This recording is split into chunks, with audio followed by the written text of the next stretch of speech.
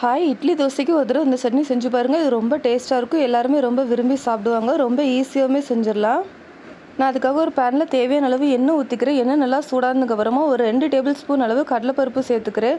கடலைப்பருப்பு நல்லா செவந்து வர வரைக்கும் நல்லா வறுத்துக்கோங்க. நல்லா செவந்ததுக்கப்புறமா நான் ஒரு 1/4 கப் அளவு வேர்க்கடலை சேர்த்துருக்கேன். வேர்க்கடலை சேர்த்து நல்லா வதக்கிக்கோங்க.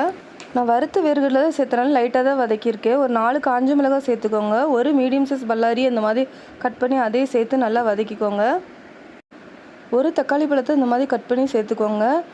நான் தக்காளி சீக்கிரமாக வதங்கிறதுக்காக அந்த டிஷ்ஷுக்கு தேவையான அளவு உப்பு நான் கல்லுப்பாக சேர்த்துக்கிறேன். தக்காளி நல்லா வதங்குற வரைக்கும் நல்லா மிக்ஸ் பண்ணிக்கோங்க. சின்ன துண்டு புளி சேர்த்துக்கோங்க. தக்காளி சேர்த்துருக்கனால புளிக்கு ரொம்ப கம்மியாக சேர்த்தாலே போதும்.